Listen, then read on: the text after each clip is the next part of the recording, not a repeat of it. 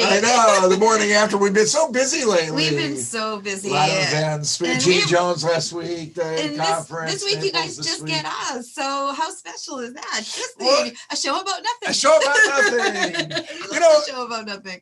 Well, no, I mean, nothing means a lot right now, but let's talk about something. Okay, let's to talk start, about something. Because yesterday we were honored. Yes, you hosted. We should say the Dr. Barry Gordon hosted gubernatorial candidate Nikki Fried here, and it was really wonderful. And she has a great platform and a lot of change and a lot of progressive things. It really was. We're in the green room here, and everybody pretty much knows we have a fairly liberal agenda. But importantly for Nikki, of course, she is the Commissioner of Agriculture and Consumer Affairs and Services, and really in the hemp world and other such things. She's been very important in the hemp, especially hemp. Honestly, she brought a lot of business for Florida with the hemp. She did, and she spoke to her 3 original planks of her WWW, which is important, right? Which is really interesting. Weed, water, and weapons. Yeah. Seriously, and in Florida, it's listen. Let's just talking Florida politics.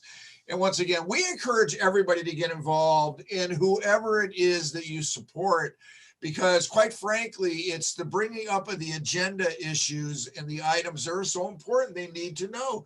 They need to hear from the constituents. And they do. And one thing about the Green Room, just so that we are going to invite Chris on also, and see if he wants to come on, and also Governor DeSantis if he wants to come on. I mean, we're welcome everybody. I think we're just recording now. Are we just recording now? No. Oh. It's all good. And listen, we were honored to have Congressman Stubbe in the green room. Yeah, we're open. We're green. We're green. We don't debate people. And it leads to the topic. So anyway, and the thing about Nikki, and listen, I knew her before she ran for ag and everything, because she did come out of the medical cannabis space. So I had an opportunity to meet her early.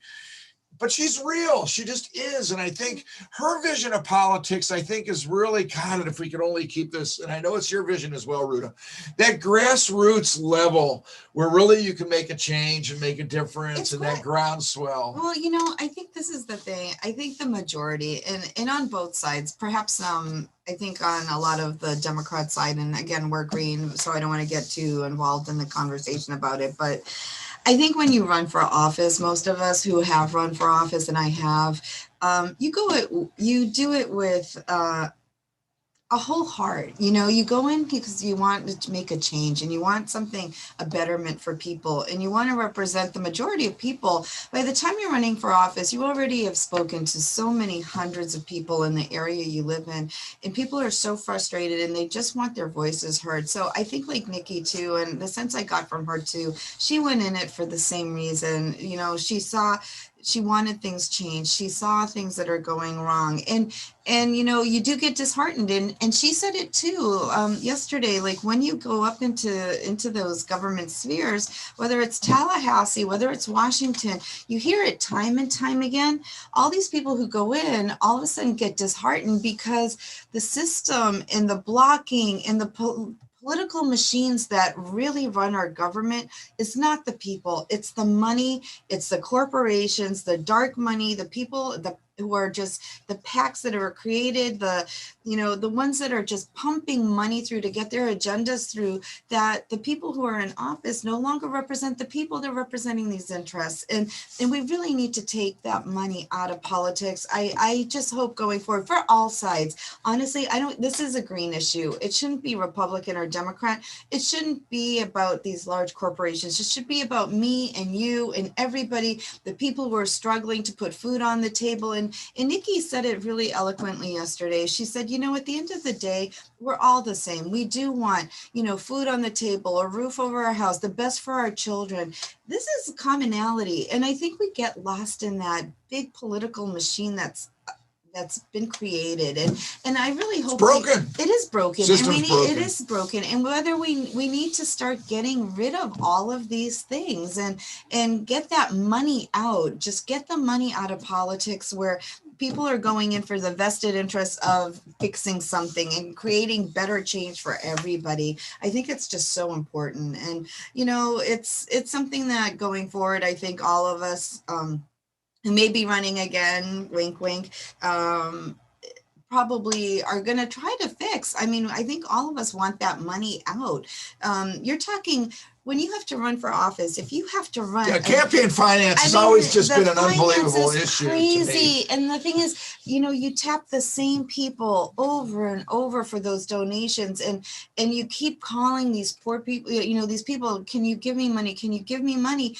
And you try to outraise, you're raising millions of dollars for a race where even your salary is a fraction of that, but you're having to raise millions of dollars. It's a crazy system. Even now, Nikki said she's probably going to have to raise $70 million to run for governor. $70 million to run for office. That's something that shouldn't happen.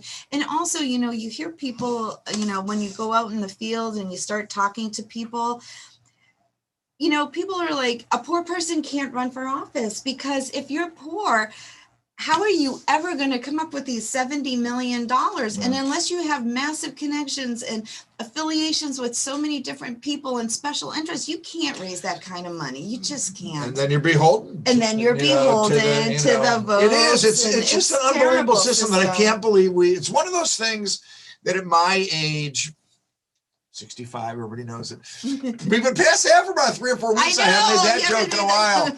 No, the point is that it's one of the things that it kind of fascinates me that as my generation, we haven't fixed. Because this campaign finance thing has been going on forever. So to me, it's almost a perpetuation of the quote unquote system that they want to continue to perperpetuate, special interest does not want to have this go away. There is no way that the lobbyist money should be taken. All of the special interest should be taken out of politics. There's a dividing line, they always say, between religion and politics. Well, they also should take money out of politics.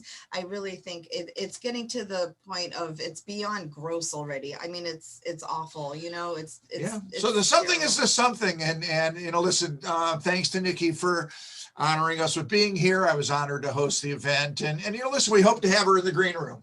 We hope to have her in the next few weeks. But everybody and everybody will get our invitation. Listen, everybody and out of the nothing, okay. Listen, there's got to be at least one Seinfeld joke, and everybody knows I use them consistently in the practice, because that entire. I remember, of course, they were going to do the show about nothing.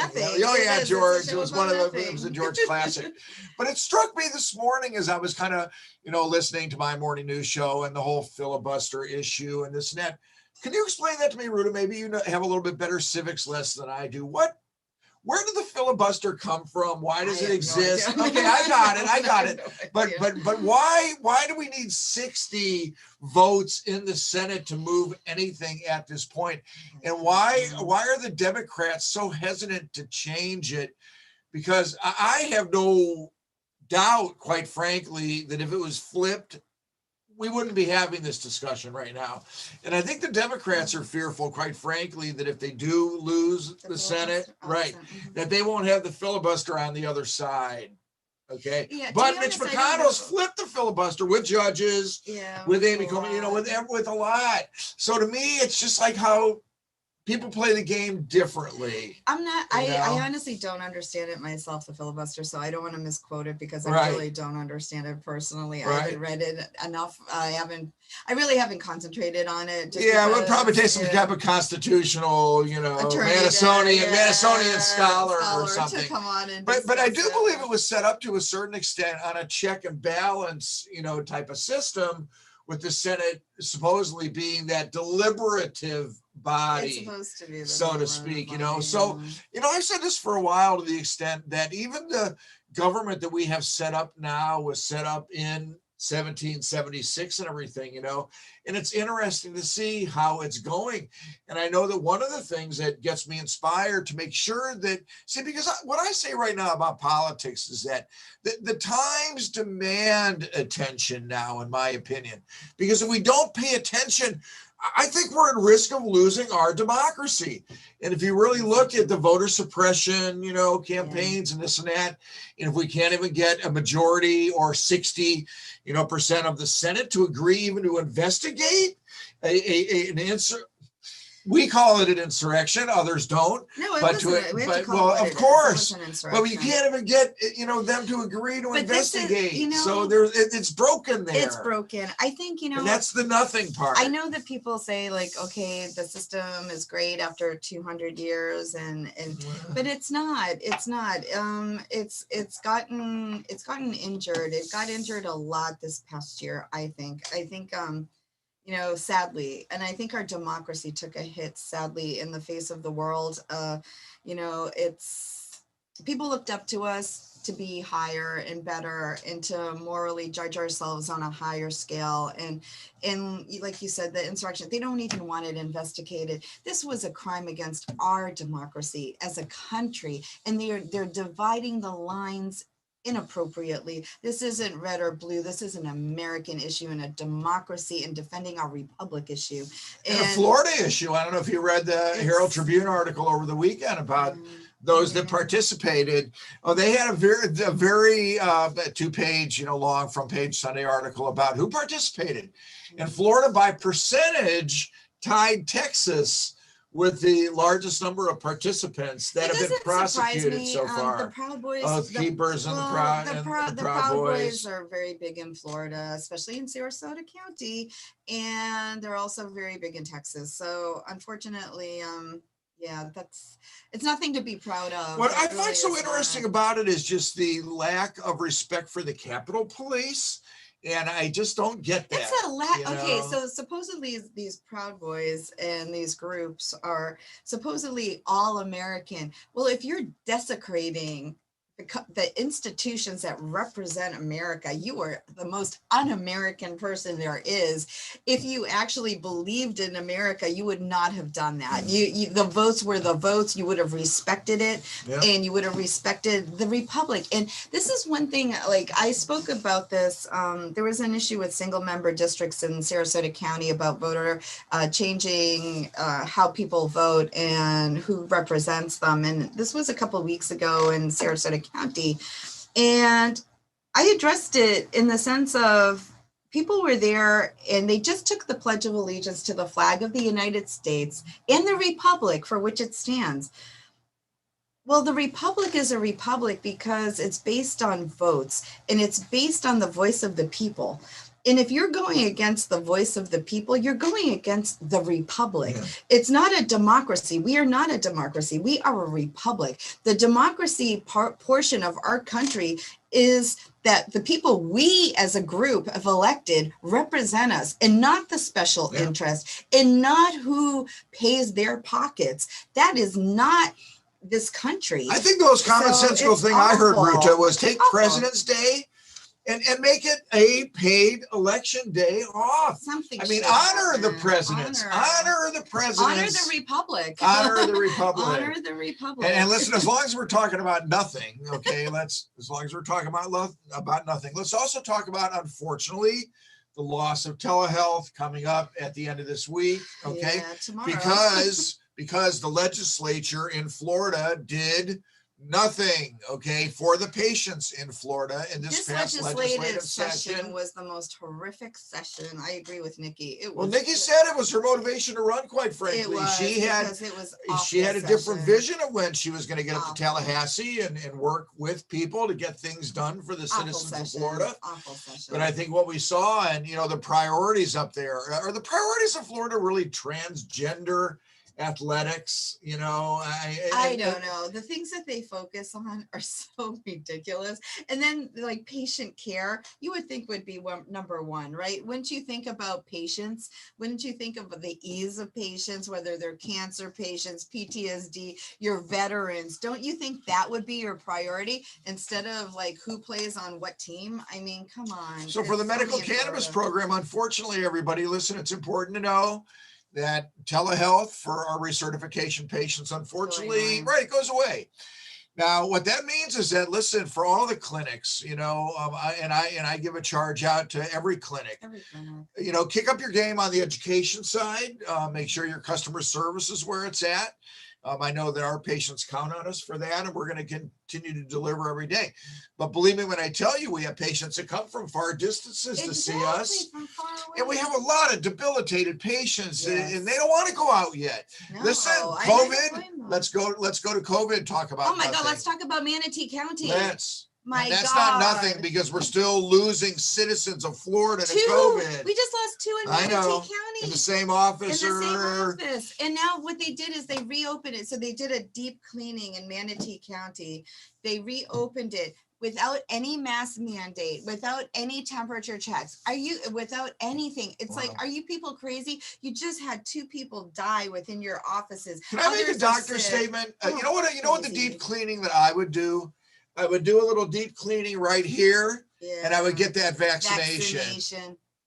Okay. Yeah. And let me tell you something. When we were in Naples at that conference a couple of weeks ago, Gene Jones was here last week, we were talking about it, and I saw the stat. 95 to 96% of the physicians, the doctors in the country have been vaccinated. Yes. Okay. And I know there's outlier doctors, and okay, it's all good. Everybody's got their right to practice as they choose. But doctors practice by science, and doctors practice by research, right? So to me, I'm so fascinated by the deep cleaning. No, I'm not going back into that office till I'm vaccinated. And if I made the decision not to be vaccinated, and listen, you're starting to see that. Certain companies are requiring people to be vaccinated before they come back into the office. I have to say, I agree with it. I really do. This is, again, people are politicizing something that's not political. This is about your common neighbor, about your parents, about people, co-workers. Why do you want to infect somebody? Manatee County, I'm telling you, it's a perfect example. They weren't vaccinated. They go in, they just got an entire county facility sick. I mean, I think 13 people were sick and 2 died. 2 died. This virus still kills people. It doesn't. Governor DeSantis is acting like it's non-existent. It is existent. 2 people still died. 37,000 people died here in the state of Florida. That's a lot. 37,000 lives are gone because of COVID. And they're preventable at this point. They are preventable deaths, in my personal opinion. They are. And listen, I'm never going to be one of those that says, oh, don't even treat those people that didn't get the vaccine. Listen, I'm a doctor, okay? I would never do that. But my point is, anybody that does get sick at this particular point in time has to understand that it could have been prevented. It could have been. And I appeal to all those that have not yet gotten the vaccine to get it. It's available, and it's important. It's important because we're so close to really being where we need to be. It is. It's a joy to be going to conferences. Isn't it nice? It was so, and even yesterday, yesterday, we're all maskless. We're all giving each other a hug. Right. We're vaccinated. All of us were vaccinated here yesterday, and it was such a pleasure to get back to normalcy and feel like the emotions of feeling other people and hugging them and seeing them and smiles and expressions on faces, and it's missed. So why wouldn't you want that for everybody instead of this? I mean, I don't just back to the theme of nothing. Okay. I almost don't really think that those that don't take the vaccine at this point have really anything to say about why they haven't taken it. I mean, they're claiming some of them I saw on Facebook, they're still claiming experimental. Well, okay, we had it since February. I didn't grow another finger. We don't glow in the dark. I mean, come on, really? No, I mean, listen, if it's an experiment, it's an experiment that's already been shown. And of course, listen, everything that's done in medicine has some degree of side effect profile, of adverse reaction profile, but for this vaccine, everybody is safe. Believe me when I tell you. And as I tell everybody, listen, I keep a mask in my pocket and I put it on when it's appropriate. And I put my seatbelt on too. Yes. So exactly. I just think it's modern society of 2021. It is. You know, and as we go forward, you know, I just wish everything would get depoliticized. That's it. They're politicizing everything. They politicize so what medicine. What is critical race theory anyway? Oh, God. I must be dumb because it's a term I never heard before. I never heard of it until the Republicans have brought, and this isn't meant to be a political show, but I'm sorry that I've never heard of it. No one has. They created this thing now of patriotism being equal to taking out parts of US history because they're thinking that teachers are indoctrinating their children by teaching US history. Well, you're teaching off the books, right? So if you're teaching history, teach history. You cannot rewrite it. This critical, I can't fathom it. I don't even understand it. Why is this even being brought into discussion in the state of Florida? Why don't you go back to no, they need to go to DC, go to Boston, go where Pennsylvania, go to see where the real history is. Teach your kids the real history. Teach that we did slaughter Indians. We did take over a country. We revolted against the British. This is part of our history.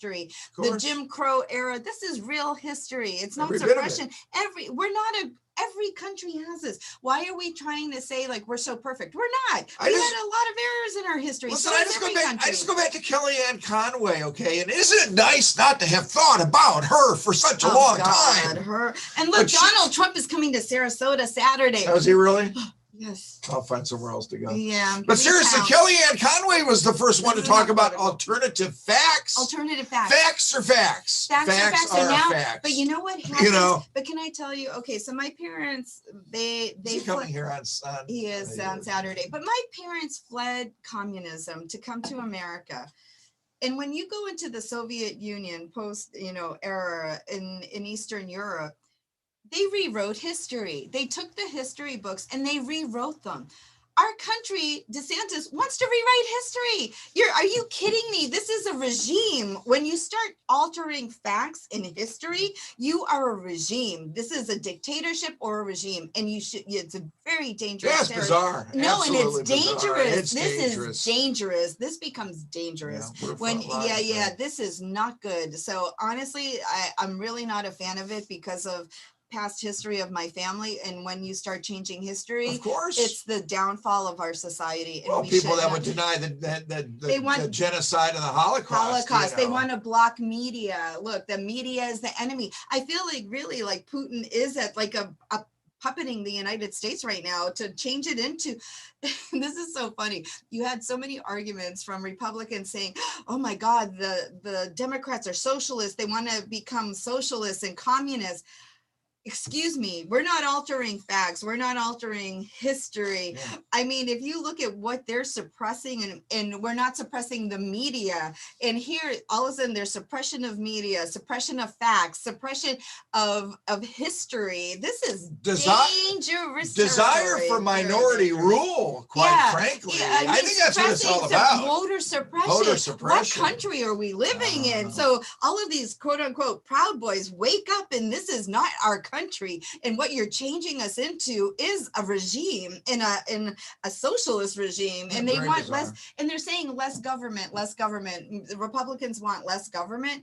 I'm sorry, this is more government intervention than anybody should have when you start altering facts and history and voter suppression. I mean, it's ridiculous. Yeah, surveying the universities. Yeah, surveying the universities. I mean, this is just where are we as a country? In Florida, they're saying, oh, leave the country by Florida. No. Listen, I want to be a proud Floridian. I want to be a proud Floridian, and in my eye, that dictates certain degree of progressive thought. I mean, we already have one of the worst school records in the United States. Mental health records. Our mental health is awful. Our education system in Florida is abysmal at best. Abysmal. We're in the last 10. I mean, as a state, now we want to go into this critical race. Yeah. What? Why don't you better your education to begin with? And maybe you won't even have that debate. Get educated. Read the history books. Don't change them. Yeah, read it. Read it. Don't change it. I think that should be our slogan. Yeah. Read it. Don't change it. I have no idea what time it is. I don't know. We're probably getting. You know what? Listen, I know. You need to give us a heads. Yeah, no, because we started at 8:40 because it was a show about nothing, so we have nothing to talk about. And here it is.